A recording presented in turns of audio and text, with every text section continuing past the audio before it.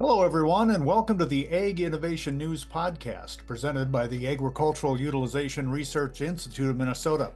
I'm Dan Scogan, your host for the Ag Innovation News Podcast.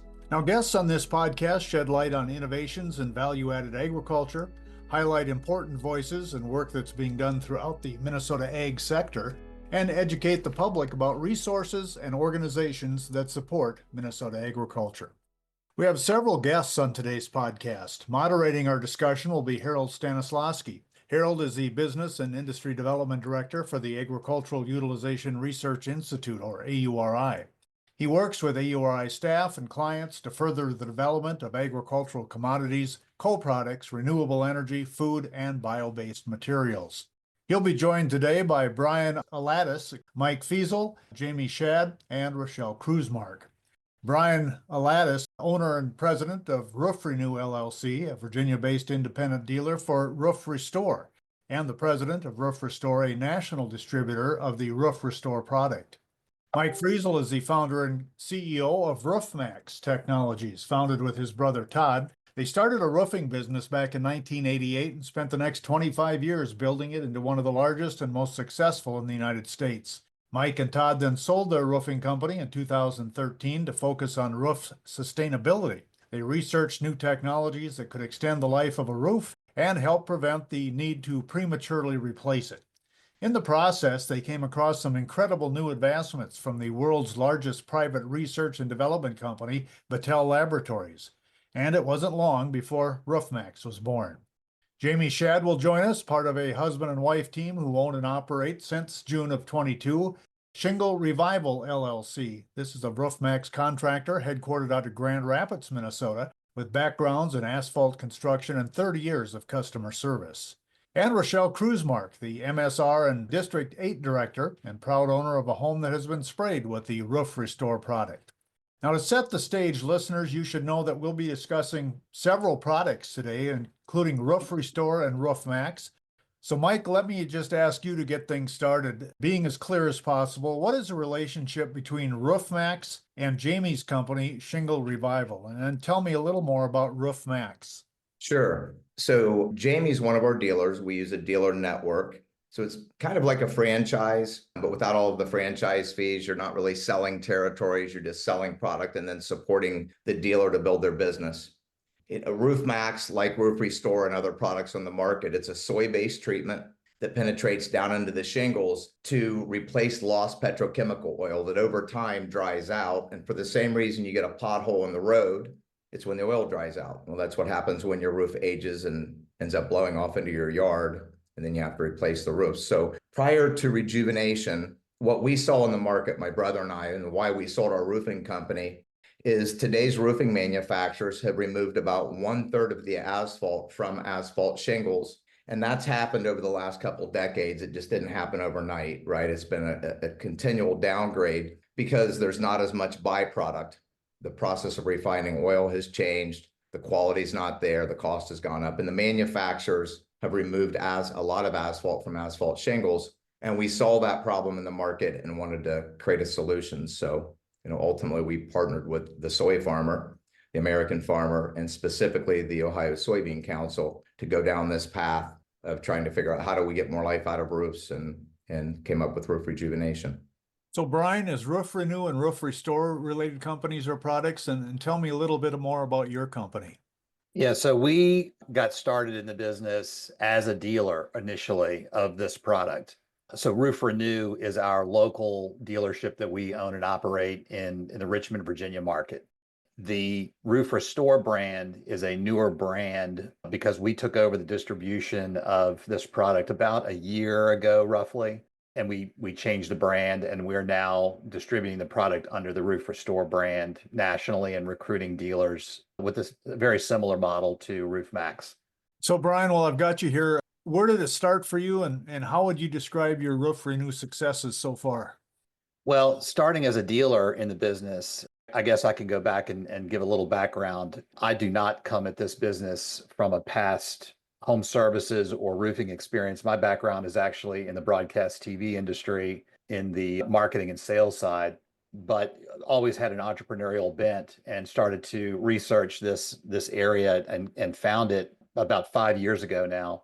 And so we started the Roof Renew dealership in August of 2020 and have grown that business to having treated somewhere in the neighborhood of around 800 roofs in our local market in the past 4.5 years. And I think what's interesting about that is that when you see the perspective of operating as a local dealer, we are as close to the customer as you can get.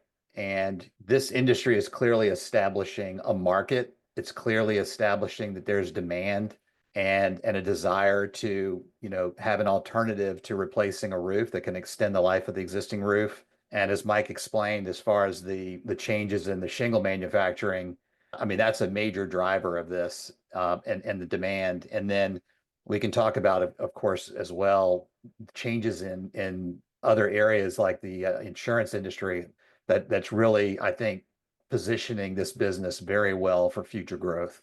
Mike, how about you? A little history there. How did you get started, and how would you describe the early success of Roof Maxx? So we started our roof replacement company back in 13, started a company called Roof Revivers. Like Brian said, we wanted to be close to the customer. At that point, rejuvenation wasn't a thing. I coined the phrase roof rejuvenation. Commercial flat roofing, I watched over the 2.5 decades in the roof replacement industry. It got to the point where roof restoration for flat roofing, today, all roofs are restored or most flat roofs are restored before they're torn off and taken to the landfill. And asphalt shingles fall under the other trade called steep slope roofing, which are really two separate industries. So I didn't want them to be confused. So we came up with the term roof rejuvenation so we would differentiate from the flat roofing world. We went out into the market, started talking to customers, and just started selling the product. First, we wanted to understand would it, cause damage to the structure.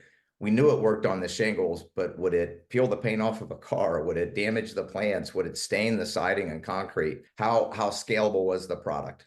Now, at that time, we didn't know that it would last for 5 years on a roof. We assumed based on the science that it would, but it hadn't been done yet. Now all these years down the road and over nearly 250 million square feet sprayed, we know for sure that it lasts. And, as Brian can attest, he's been doing this a long time, right? You're back treating roofs now probably for close to a second time, Brian. And so we know that soy works. And we're not the only two products in the market, which to me is exciting. There's a number of products on the market. Most are soy-based, some are not. But at the end of the day, it's all about the consumer. How do we save the consumer money? Also, how do we tie the American farmer into this? Because we think that soy is a better solution to help the consumer. So everybody kind of wins in this. Well, as you can tell by now, we're going to get the history. We're going to get the latest on what's happening with the asphalt roof repair, restoration, and life extension through some of the work that AURI has been involved with these guests today. So, Harold, I'm going to hand it off to you and welcome everyone to the Ag Innovation News Podcast. Look forward to hearing the story.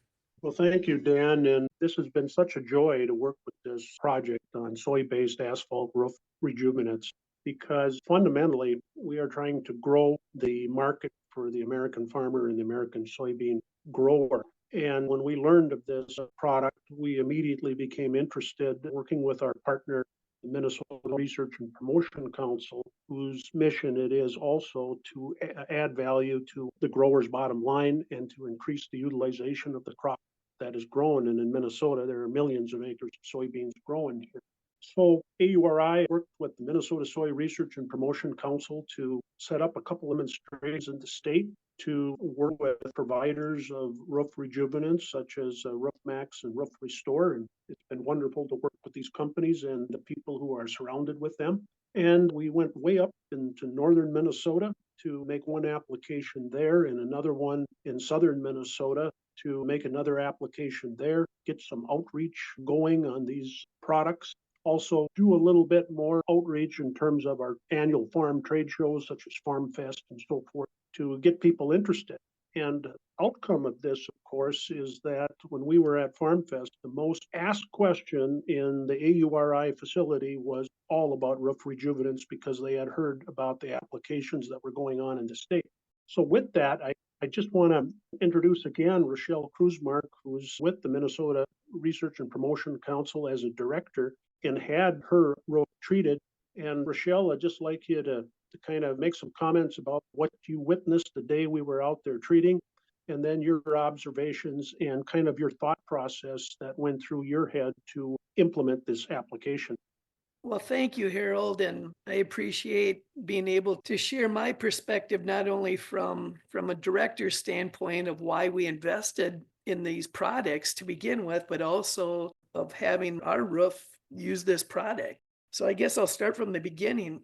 As a director, we are responsible for investing all of the soybean farmers' checkoff funds. And so 0.5% of the value of every bushel of soybean that's sold is invested in the checkoff.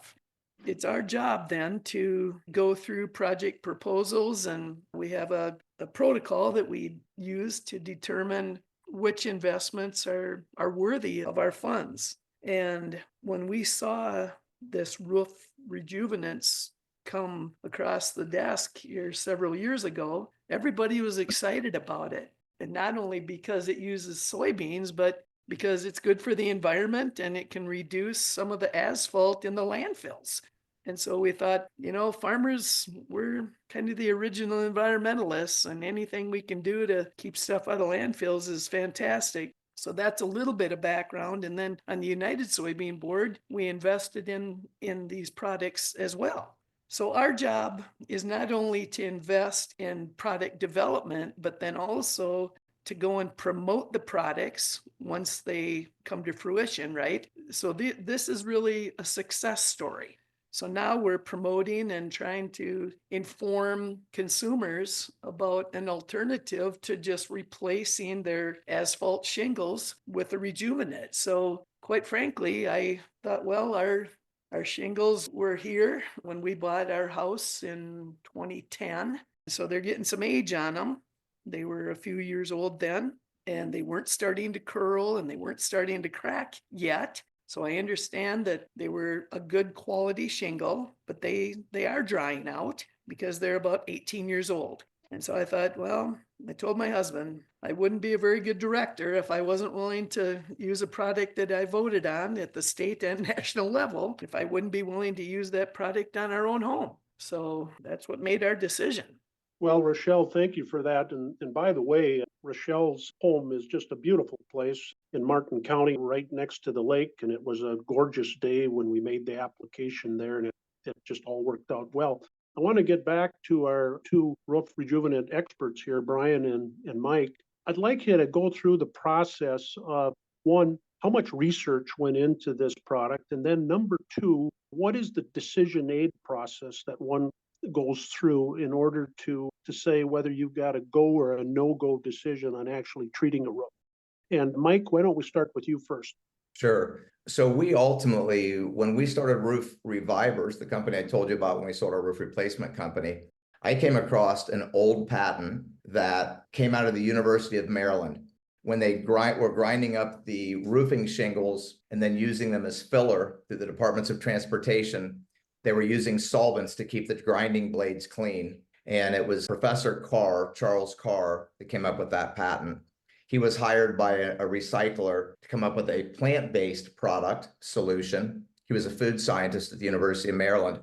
He realized by accident that it was bringing shingles back to life, did a US patent, and then it just kind of sat on the shelf forever. Ultimately, a group out of Canada bought that patent, and they tried to do something with it. They didn't understand marketing, which is the toughest thing. I think Brian can attest to that. Marketing any new product and getting people to trust and believe in that product is tough. It's been an uphill battle. So anyway, we ended up going in and buying the rights to the formulation. There were some patent issues, but we knew that patent was going to retire anyway. We only had not even 3 years left on it when we bought the rights to the formulation. We then partnered with the Ohio Soybean Council, so we're very aware of the checkoff dollars. Went in, we worked with Battelle Labs, which is the world's largest research and development company based out of Columbus, Ohio. We wanted to do a Generation 2 patent, which we now hold.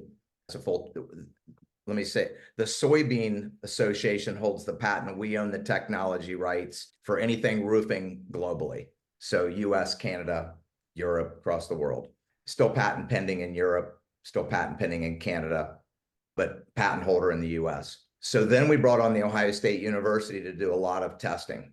We wanted to make sure that we weren't affecting the Class A fire rating of the shingle, that we weren't creating a situation where we were stopping the permeability of the shingle. A roof must breathe, not just the vents, but the shingle itself, or you'll trap moisture in the attic and cause attic mold, wood rot, all kinds of things. So we did extensive testing through the Ohio State University, PRI testing labs, which is the main testing labs for the roofing manufacturers. So we did a lot of ASTM testing there as well. And then again, we've had a number of other studies done that are published on our website. I think there's, 10 or 11 studies that are done. But ultimately, rubber meets the road on the roof. And over time, like I said, we're nearing 250 million square feet, nearly 100,000 homes treated now nationwide. We have a network of, I think it's over 350 dealers now. So we have seen a lot more trust in rejuvenation. And like Brian said, right, he's here. There's a number of other competitors, which are awesome. I think collectively, all together, we're helping bring awareness to this new thing. Brian gives credibility to Roof Maxx as Roof Maxx gives credibility to RoofRestor, because now it's not just one product. So it's been exciting. It's been a challenge, but the industry's definitely here to stay. I think Brian would agree it's going nowhere. And the consumer has raised their hand. Now it's bringing the awareness to all of the consumers so that rejuvenation just becomes a thing. You just don't put a roof on and not maintain it. You put the roof on, you maintain it as long as you can, and you replace it just like sealing a driveway. Well, thank you, Mike, for that. Brian, perhaps you could talk a little bit about the decision aid process that your company goes through when you're working with a customer, and how that decision is made, whether this is a good roof to treat, and talk about some of the special things that your company does in that process. The first thing is, in most cases, our dealers, and I think the same is true with Roof Maxx folks as well, the service that we provide includes doing what's called a roof tune-up, which is essentially an industry term for a preventative maintenance inspection and light repairs to a roofing system. So things like nail pops or plumbing pipe collars that need to be replaced, that kind of work gets done along with the service. And the customers really value that because, you're getting an expert look at your roof. And that's something that, unless you call a traditional roofing company when you have a leak or something like that, a lot of folks just don't even do it. But the decision process of whether or not a roof is a good candidate for the treatment, I think you have to start with understanding what actually happens to asphalt shingles as they age and the reason why this is applicable. So, from the day you install a new asphalt shingle, the asphalt oil begins to oxidize and eventually the shingle gets very dry and brittle. The adhesives break down that hold the granule coating in place, which is the protective layer of the shingle. And then eventually you get, in extreme cases, you'll get shingle curling and cracking because the shingle can't expand and contract like it's supposed to. So it's interesting in the roofing space, or looking at home maintenance in general, that until these products started to come online, there really was nothing available in the form of preventative maintenance for roofs. The market was basically, or the consumer was trained to think that roof is just going to sit there until eventually I get a leak or something and I have to replace it. And it was like, I'm not going to touch it until there's a problem. Meanwhile, we do preventative maintenance on all kinds of other things on our roof. But one of the first things that determines whether or not a shingle is a good candidate for this process is, number one, is the density of the granule coating still sufficient to be, a good, healthy shingle that can continue to perform its function as intended after the treatment. If a shingle is too far deteriorated, you'll see that the granule coating has shed to the point where you might see, actually exposure of the fiberglass mat material, which is the base material of the shingle, or you'll see bare patches in the granule coating and that kind of thing. And those are kind of telltale signs that that's a roof that's probably not a good candidate. But most of the time, I would say 9 out of 10 times, the roofs that we go to, customers have not allowed it to get to that point. So they're trying to be proactive now that they've learned that roof rejuvenation is a potential opportunity. We do an assessment to ensure that it is a good candidate, and we're looking for the granule coating. We're looking for making sure that all the shingles are lying flat, that the seal tabs have not, completely separated. And, once you know what to look for, we can very easily identify whether a roof is still a good candidate.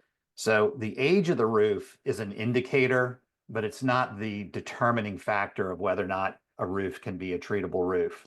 One follow-up question there, Brian. We've been told that over the years, the shingles themselves have become a little thinner. They used to be pretty thick when you buy them. Now they're a little thinner. Can you just comment on that?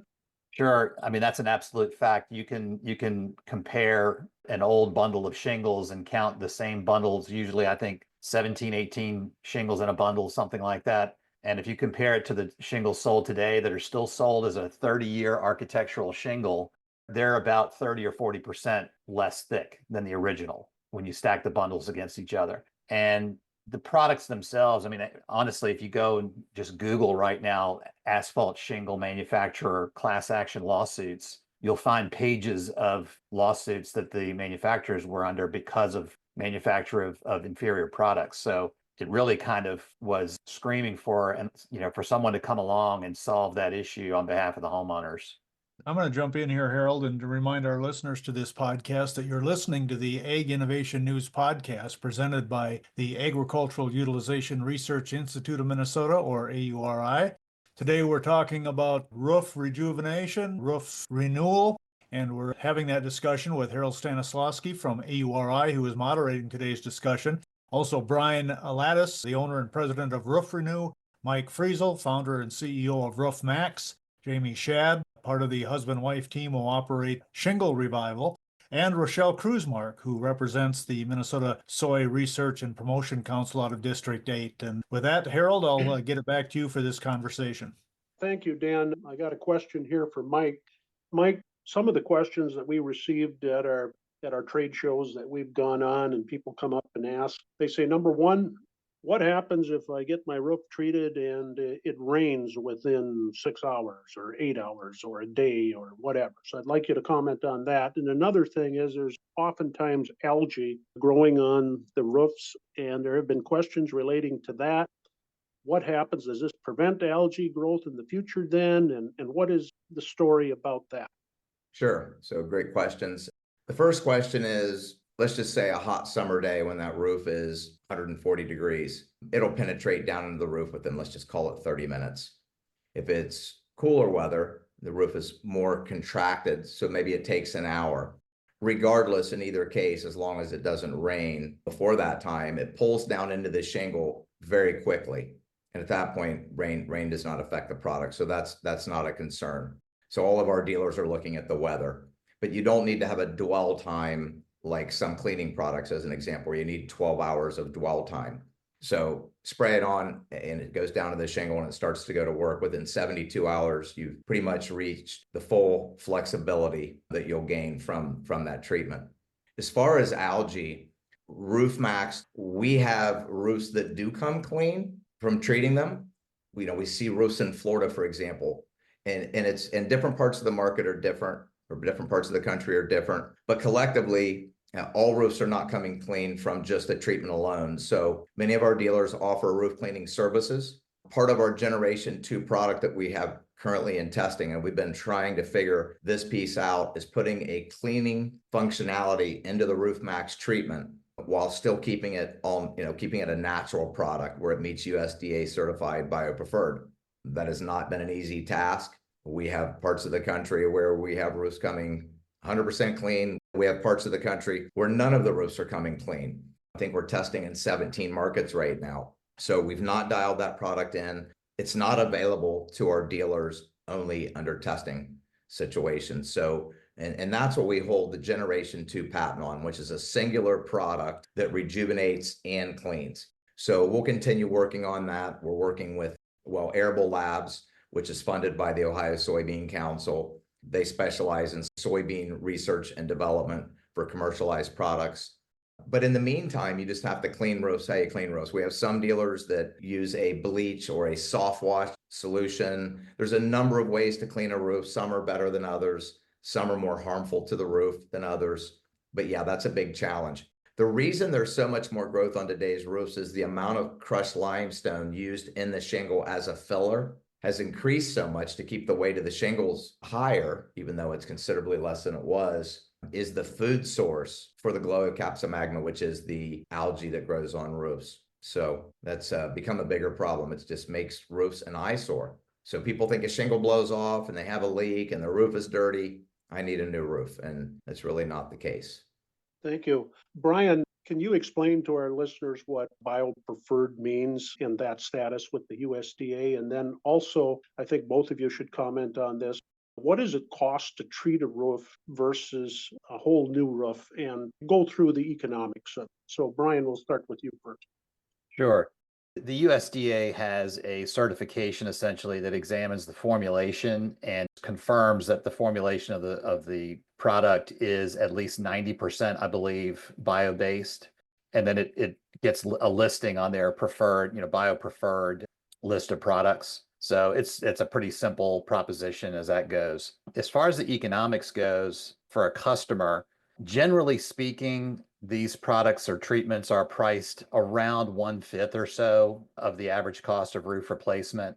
It does vary depending on, because you'll find across the country, the price of replacing a roof on a per square foot basis in California might be $10 a square foot or $1,000 a square, a roofing square, or here in Virginia, it's more like $4.50, $5, per square foot. So different dealers may price differently in different regions of the country, but overall, the customer can basically expect it to be in the range of 1/5 of the average cost of replacement. And what makes it appealing is these products, you can reapply them typically in 5-year intervals and continue to extend the life of the roof. And so when you do the math on, if it's 1/5 of the cost of replacement and you do this 3 times over 15 years, let's say, 15 years in reality for a brand new shingle roof is darn near the actual realistic lifespan.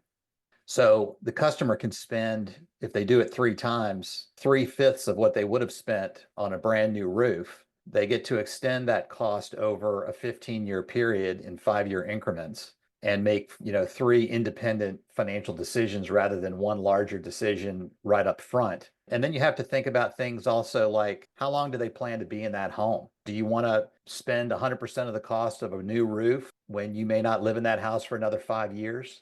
And at a certain point, you're not going to get the value out of the expense of a new roof in the sale transaction down the road to warrant the expense on the new roof. And frankly, I think Mike would agree wholeheartedly that the reality is that these shingles are not manufactured as good a quality anymore. And the roofs that were installed 15, 20 years ago are actually of better quality, even in some cases today, than a roof that was installed even 5 to 10 years ago. So tide is turning to where the conditions have developed that make, this alternative to roof replacement a real viable option for the homeowner.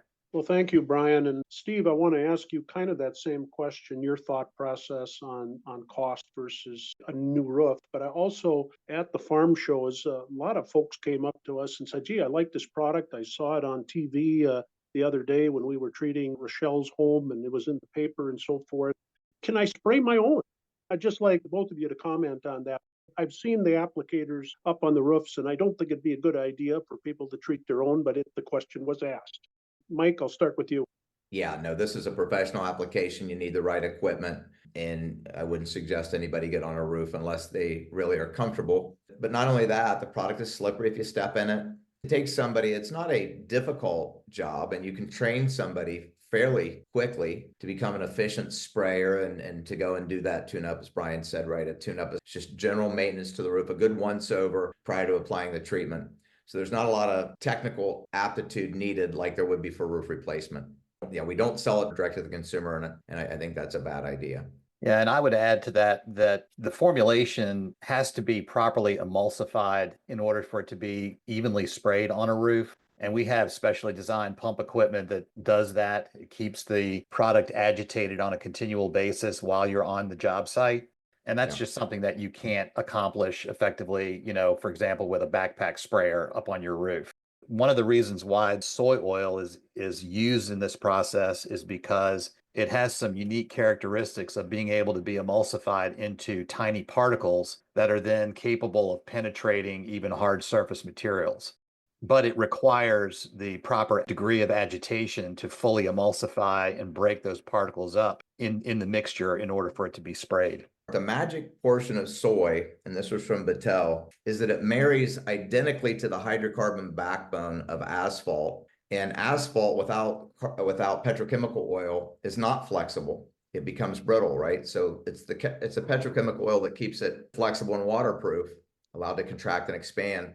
And it marries identically to the hydrocarbon backbone exactly as petrochemical oil. It doesn't know the difference. So that's why it's working as well as it's working. We're passing the same flexibility testing required of a brand new roof on aged shingles. In our case, 17 years old. I think Brian probably has done some testing. Most have at this point. We're all passing the same flexibility testing required of a brand new roof. And so that's the magic of soy when it comes to the treatment. Harold, I'd like to draw Jamie into the conversation with a couple of questions. Jamie, I'm on the same place for 32 years. About 8 years ago, I replaced an asphalt roof for the second time. So now I have an 8-year-old asphalt roof. Is it time to consider rejuvenating? And then is it going to change the color of my shingles? Thank you, Dan. That's a really good question, which when Matthew and I are on a job site, that's something we're looking at is the preventative maintenance piece. We get a lot of people at our trade shows that will approach us and say, oh, I just got my new roof 2-3 years ago. And that's when we say, perfect. Give us a call, 2-3 years from now. And we explain how, the petrochemical oils leach out over time, and all those things. And honestly, people are very shocked that they should be doing something with their shingles. So it's a fun place to be when, to see that excitement that they don't have to go spend all the money if they, this alternative is there for them. What was your second question? Color of my shingles, will it change the hue? Adding an oil does change it. Most of the fish shingles we've seen do change for a little bit of time. It just depends on the rainfall and all that. And then as it cures, I would say, just sinks in, and over time it kind of goes away a little bit. So it looks fresh for a while and then it kind of fades a little bit. But the most part, people are pretty thrilled. We had one older gal that had a little she shed in the backyard, and I said, oh, we'll throw that in. And she went in to make dinner and came back out, and she literally threw her arms in the air and said, oh my gosh, it looks brand new. So it's kind of exciting even in that little aspect. If I could add, Dan, what happens when the roof dries out, any roof dries out, it starts to fade in color. So when you're putting the oils back, you're bringing it back closer to its original color. So we're not changing the color in the way of it's now looking different. You're bringing it back closer to its original color through the treatment process. I'd like to bring Rochelle into this conversation on that issue because, Rochelle, how is your color now on that beautiful home after the end of the summer and into the fall? The color of our shingles is, I would say, back to original when we bought the house. I mean, it's hard to remember what it looked like, 14 years ago, but it actually brightened it up. It was getting a little faded, and I was a little nervous. I'll be honest. I was a little nervous at the beginning because it was really dark. We have a darker brown shingle, and it was really dark. And it took, I would say, 10 to 14, 16 days. You could see that the product had absorbed very evenly. There was no streaking. Now the color is nice and consistent, which is important when a lot of people come look at the roofs on the lake. We should probably put a sign out on the lakeside saying that we used the product. Yeah, Rochelle, it's great. I'd like to ask both Mike and Brian a little bit about how can a consumer get in touch with you, and tell us a little bit about your network, if you will, and are you looking for more applicators? And just tell us a little bit about how the relationship goes with two great companies that we have here today. And we've had a wonderful boots on the ground applicator with the shods. It's been wonderful. How does the process work and the relationship start with both your companies? I'll start with you, Brian. The first thing is to go to roofrestore.com, which is roof, and restore has no E at the end, roofrestore.com. Our dealer network, yes, we are recruiting dealers nationally. We have dealers currently in about 8 states, I believe it is at this point, and growing. We're a bit of a newer company than Roof Maxx. It's been around for quite a while, recruiting dealers. Our product, on the other hand, has been around for a long time in a lot of markets around the country. And we took over the distributorship, like I said, about a year ago. So if anybody's interested in looking into becoming a dealer, they can go to roofrestoredealers.com. And again, RoofRestor, restore has no E. Thank you. Mike? Same, go to roofmax.com, or you can go to roofmaxdealers.com. So we bring the dealer in. We have what's called Roof Maxx University. Currently, there's about 80 people in the company, employed at the company to support the dealers, marketing teams. We've got a $21.7 million marketing budget this year to drive leads. So, we were driving 4,000 or 5,000 leads a week last year. Really, it's about the marketing and overcoming that challenge. The USB has been a huge partner of ours with giving us marketing funds to really get this product out in the early stage. I can say for the farmers that are listening, and I know this is a farmer's podcast, without the American farmer, Roof Maxx doesn't exist, and by extension, Roof Rejuvenation doesn't exist. Without the soybean farmer and the funds and the expertise they've brought to help our company, we could have never got this off the ground, even with all of the roofing experience my brother and I've had. So, it's really want to give a big thanks to the American farmer and everything that they've done. Mike, thank you so much for that comment. And that gets to this final word. And I want to give Rochelle Kruzmark, who's with the Minnesota Soy Research and Promotion Council, the final word on this, because they have really stepped up to the plate like they always do. And Rochelle, I'd just like to give you the floor here at the end to kind of sum up this whole soy-based asphalt roof rejuvenate project. As a soybean farmer and a director on the soybean checkoff board, I am really excited to participate in this podcast with people that actually apply the products and are distributors and owners of companies, because this truly is a success story. Thank you, Rochelle. Dan, I'll turn it back to you. All right, Harold. I'm going to give Jamie a chance to throw a web page out there if she's got one for anybody who might be listening to our podcast up in that Grand Rapids area. Jamie, is there a way to contact you for service? Yeah, right now during our off season, it's best to get a hold of us at our phone number, which is 218-360-2604. We cover north central Minnesota, basically up to the border right now, over to Duluth and over to the Minnesota area. Or you can go to getroofmax.com and search for a dealer in your area.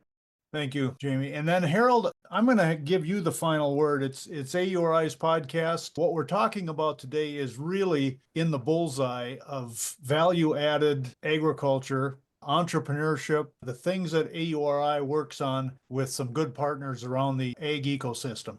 I think you're dead on, and I just want to thank Roof Maxx and RoofRestor and the Minnesota Soy Research and Promotion Council and Jamie and Matthew. Fantastic to work with. Everybody's been fantastic. And I'm an optimist on this product. It's easy to talk to people about it. They get it. They understand it. They know that they have to paint a house from time to time. This makes sense to them. And I think there's a market out there that's really hungry to keep the shingles that they have on their home longer. So that pretty much sums it up. Well, with that, we're going to thank you for visiting with us today. Our guests have been Harold Stanislawski, Brian Alatis, Mike Fiesel, Jamie Shad, and Rochelle Kruzmark. I want to thank everyone for joining us and for listening to the Ag Innovation News podcast today, presented by the Agricultural Utilization Research Institute of Minnesota. I want to thank my podcast crew, Lisa Martinez, AURI Communications Manager and Editor of this production. If you want to learn more about this work and other innovative work that AURI is involved with, you can go to auri.org.